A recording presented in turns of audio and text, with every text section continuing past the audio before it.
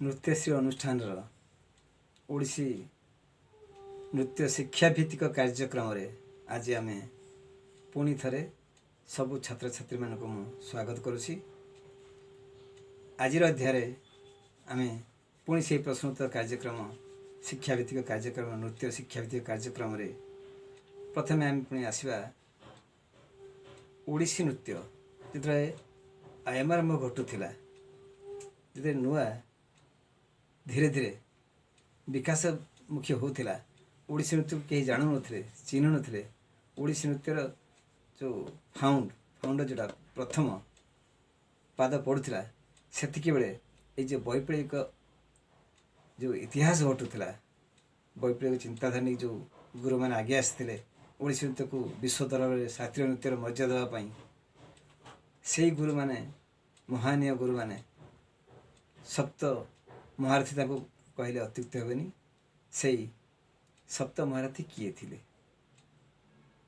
ସେହି ପ୍ରଶ୍ନର ଉତ୍ତର ଏହା କୁହାଯାଇପାରିବ, କବିଚନ୍ଦ୍ର ଡକ୍ଟର କାଳୀଚରଣ ପଟ୍ଟନାୟକ, ପଦ୍ମଶ୍ରୀ ଗୁରୁ ପଙ୍କଜଚରଣ ଦାସ, ପଦ୍ମବିଭୂଷଣ ଗୁରୁ କେଳୁଚରଣ ମହାପାତ୍ର, ଡକ୍ଟର ଦେବପ୍ରସାଦ ଦାସ, ପଦ୍ମଶ୍ରୀ ମାୟାଧର ରାଉତ, ଗବେଷକ ଶ୍ରୀଯୁକ୍ତ ଧୀରେନ୍ଦ୍ରନାଥ ପଟ୍ଟନାୟକ ଏବଂ ଗୁରୁ ଦୟାନୀ ଦାସ ପ୍ରମୁଖ। ଏଇଭଳି 7 ଜଣ ପ୍ରମୁଖ ଗୁରୁ ବା ମହାରଥୀ ଏ ଓଡ଼ିଶୀ ନୃତ୍ୟକୁ ଆଗେଇବାରେ ସେମାନେ ପ୍ରମୁଖ ଭୂମିକା ଗ୍ରହଣ କରିଥିଲେ। ଏବେ ଆସିବା ପରବର୍ତ୍ତୀ ପ୍ରଶ୍ନକୁ। ପରବର୍ତ୍ତୀ ପ୍ରଶ୍ନ ଥିଲା, ଓଡ଼ିଶୀ ନୃତ୍ୟ ପ୍ରଥମେ ଦେଶ ବାହାରକୁ ବା ବିଦେଶକୁ କିଏ ନେଇଥିଲେ, କିଏ ନେଇ ପ୍ରଦର୍ଶନ କରିଥିଲେ? ତାର ଉତ୍ତର ନିଶ୍ଚିତ ଭାବରେ ଏହା କୁହାଯାଇପାରିବ, ବିଦେଶ ମାଟିରେ ଓଡ଼ିଶୀ ନୃତ୍ୟକୁ ପ୍ରଥମେ ଗୁରୁ ଡକ୍ଟର ଦେବପ୍ରସାଦ ଦାସ ଏବଂ ତାଙ୍କର ଶିଷ୍ୟା ଇନ୍ଦ୍ରାଣୀ ରମଣୀ ଭାରତ ବାହାରେ ପ୍ରଦର୍ଶନ କରିଥିଲେ। ଏବେ ଆସିବା ପରବର୍ତ୍ତୀ ପ୍ରଶ୍ନ। ଓଡ଼ିଶୀ ନୃତ୍ୟ ଯେତେବେଳେ ବିଭାଗୀକରଣ ହେଇଥିଲା, ମଙ୍ଗଳାଚରଣ, ବଟୁ ବା ସ୍ଥାୟୀ, ପଲ୍ଲବୀ, ଅଭିନୟ ଏବଂ ମୁଖ୍ୟ, ଏଇ ଯେଉଁ 5ଟି ବିଭାଗ ତିଆରି ହେଇଥିଲା, ସେଟା କେବେ ହେଇଥିଲା? ତାର ଉତ୍ତରରେ ଏହା କୁହାଯାଇପାରିବ, 1959 ମସିହା ଜୁଲାଇ 26 ତାରିଖରେ ଏଇ 5ଟି ବିଭାଗ ନିରୂପଣ ହେଇଥିଲା। ଏବେ ଆସିବା ନୃତ୍ୟର ଆଉ କିଛି ପ୍ରଶ୍ନ। ପିଲାମାନେ, ନୃତ୍ୟ ଥିଲା ଗୁରୁ ଶିଷ୍ୟ ପରମ୍ପରାର କଥା, ଆଶ୍ରମର କଥା।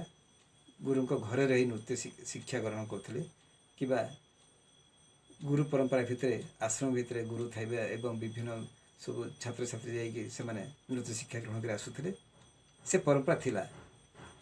ଯେତେବେଳେ ସ୍କୁଲ କଲେଜ ଆରମ୍ଭ ହେଲା, ସେତେବେଳେ ଗୁରୁ ପରମ୍ପରା ଉଠିଗଲା ଏବଂ ସିଲାବସ୍ ମାଧ୍ୟମରେ ବିଭିନ୍ନ ଗୁରୁଙ୍କ ଦ୍ୱାରା ଏହା ଧୀରେ ଧୀରେ ବିକାଶ ଘଟିଲା। ଗୁରୁ ପରମ୍ପରା ବା ଗୁରୁ ଶିଷ୍ୟ ପରମ୍ପରା ଏବେ ମଉଳି ଯାଇଛି, କେବଳ ଶିକ୍ଷା ଭିତ୍ତିକ ହେଇଯାଇଛି। ତ ସେଇ ଭିତ୍ତିକ ଭିତରେ ଆମେ ଆସିବା। ପ୍ରଥମେ ତ ନୃତ୍ୟ ଆମେ ଆରମ୍ଭ କରିବା ଶରୀର ମାଧ୍ୟମରେ ଆରମ୍ଭ କରିବା। ଶରୀର ହେଉଛି ନୃତ୍ୟର ଇନ୍ଷ୍ଟ୍ରୁମେଣ୍ଟ। ନୃତ୍ୟର ଇନ୍ଷ୍ଟ୍ରୁମେଣ୍ଟ କେଉଁଟା? ଶରୀର। ତ ସେ ଶରୀରକୁ ଆମକୁ ଗଠନ କରିବାକୁ ହେଲେ କ'ଣ କ'ଣ କରିବାକୁ ପଡ଼ିବ? ଏଇଠି ପ୍ରଶ୍ନ ଉଠେ, ଏକ୍ସରସାଇଜ ବା ବ୍ୟାୟାମ ଆମେ କାହିଁକି କରିବା? ନୃତ୍ୟରେ ଏକ୍ସରସାଇଜ ବା ବ୍ୟାୟାମ ଆମେ କାହିଁକି କରିବା? ତାର ଉତ୍ତରରେ ଏହା କୁହାଯାଇପାରିବ ଯେ ବ୍ୟାୟାମରେ ଦଣ୍ଡ, ବୈଠକ, ବନ୍ଧ ଏଇସବୁ କରାଯାଉଥିଲା। କାହିଁକି କରାଯାଉଥିଲା?